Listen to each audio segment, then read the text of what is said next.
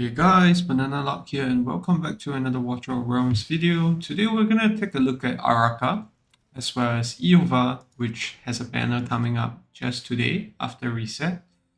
Or rather late tomorrow for some of you guys, but here in the Asia server, the reset takes place at 4 p.m. So essentially it's today, yeah, but for some of you it might be tomorrow.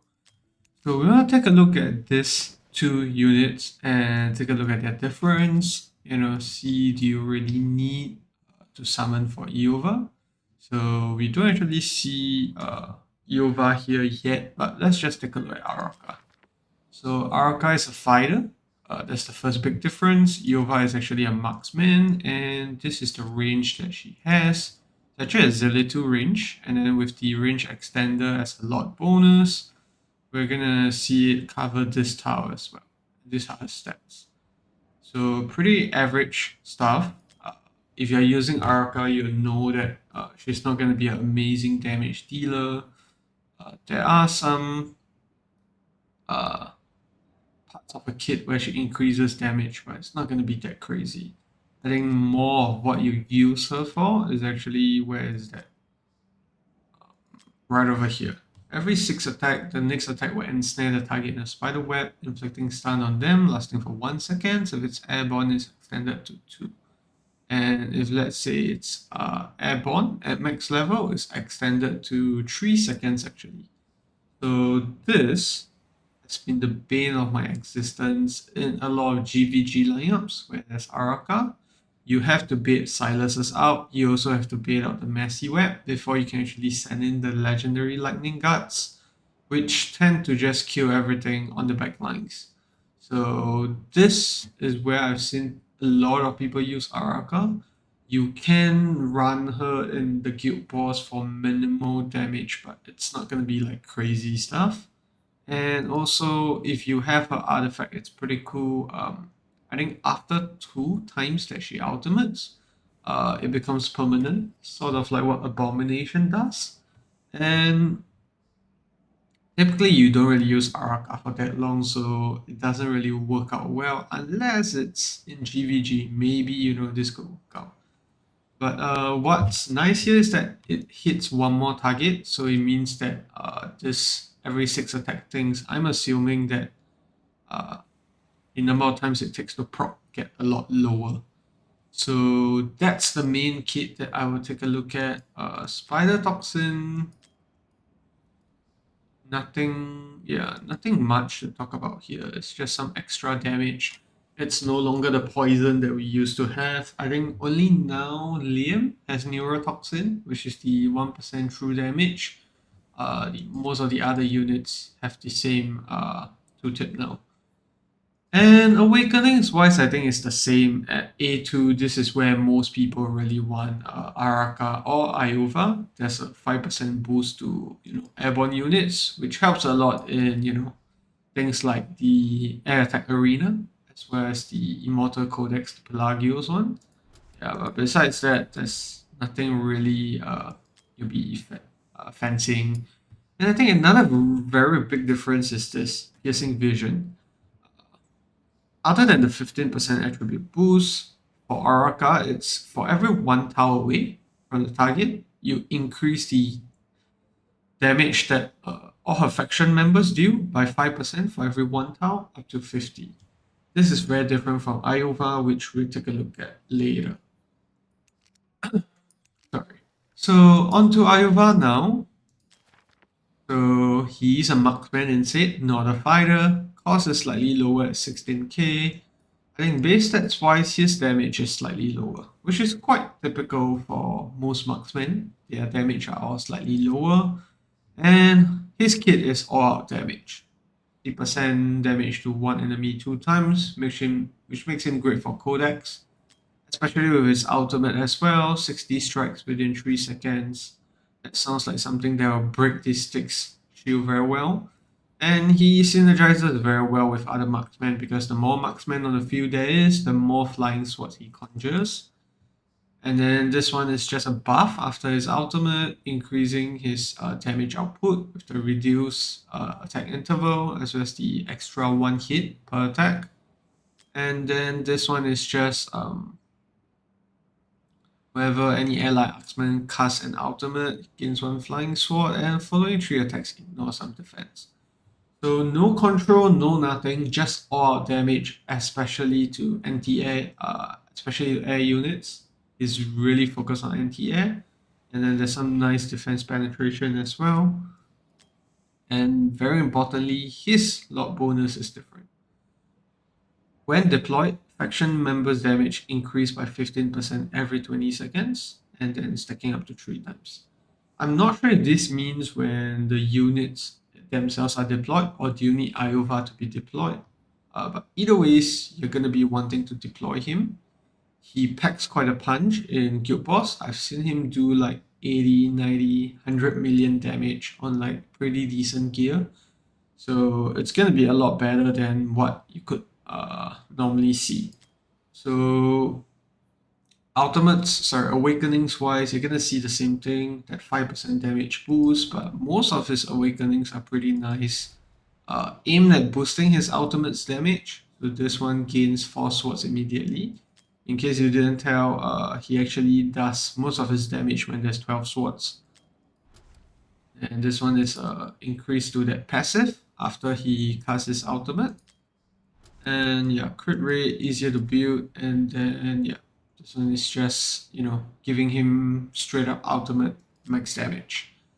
So now the golden question: should you actually summon for Iovar? So if you actually have Araka already, I don't think it's a huge boost. I mean, you could be deploying Iovar instead of any other random units that you're putting in if you have Iovar, because he actually does damage. But the Lord boost, from what I can tell, it's just gonna be a numbers game, right? Where you're just flexing off your guild boss damage. So you see most of the world rankings that I have here. Yeah, Araka, Silas. This is the damage that you're expecting. And then over here, what I did, yeah, this is just hex exclusive. So let's say we look at Silas alone, it's about 250 million damage boost because I'm on Lunera. Whereas this guy, yeah, A5 Silas as well. It's doing 199 million. Does he have hex exclusive? No, he doesn't. So obviously with Araka and hex exclusive, you're gonna go crazy with the damage. I would imagine that with Iovar even more so. Iovar fits really well here for me because if I have him in here, then I can actually replace. I think I can replace Arrogance, and there'll be no more Lunaria, right? So I could actually potentially run Leia here. It could work really, really well because Arrogance, it's not gonna do any damage close to what Iovar does, especially since he's lordless. It's deployed without any lords over here. So let's see this guy, my guild. I think his gear is terrible. That's why he's not doing any good damage here. But you can see this guy, yeah, just with Silas alone and Hex, you can see even at low awakenings, Araka boosts their damage quite significantly. And I could see that the Lord bonus will boost maybe like 15 or 20% more damage because it's no longer packed to its range. And if you saw my last video, you will know that in Guild Boss, there's typically only 2 places where you place units. That's why the range thing is like quite limited.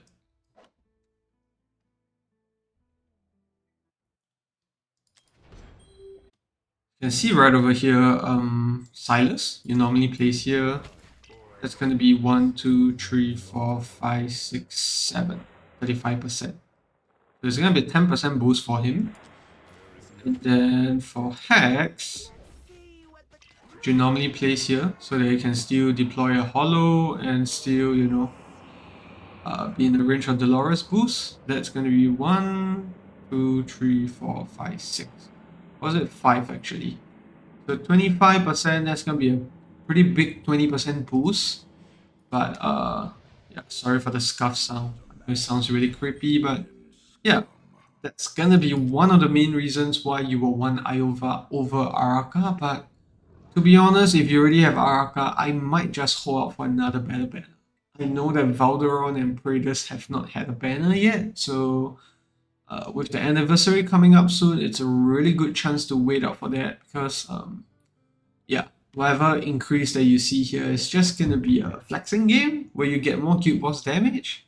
Yeah, if let's say you already have Araka, then you're probably gonna get, 50k quite easily, even if let's say you only have like Hex or Silas at A3, that's more than good enough. You can see here these two guys dealing about 190, 180 million damage. And this Hex is, yep, without the explosive artifact. So yeah, I think that pretty much concludes it. Whether or not you should summon, I think if you're not gonna hit lot PD, then you're just gambling for it. Cornelian is a great unit, as you can tell from my GVG defense. Pretty much all the losses here I have are due to malls, and yeah, I think most of these other dudes have a mall in place as well. So it's pretty nuts what Cornelian can do. So yeah, uh, pretty good banner overall. I would still summon for it. If let's say you don't have any, you don't have enough to hit the Lord PD, but you don't have, you only have Lunaria, or worse still, you don't even have a Piercer Lord, you should definitely go for it. I, on the other hand, I am at 108 into PD, so we need 104 to actually hit PD, but we only have 48 ancient summons, so it's a bit of a bummer for us. I'm still considering if we should summon because I already have Cornelian, so pulling only Cornelian is gonna suck pretty hard. But yeah, that's something that I'm gonna think about. But yeah, if you have any questions about any other topics that I might not have covered regarding Iovar versus Araka, feel free to leave it in the comment section below. But my take is if you only have Lunaria or have no Piercer Lord, you should just try your luck in summoning. He's going to be a great unit. You're going to use him in a lot of places.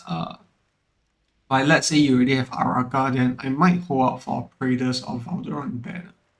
But yeah, that's gonna be it for the video. If you found it helpful, feel free to leave a like or subscribe to the channel and comment down if you have any questions. And I'll see you in the next one. Goodbye.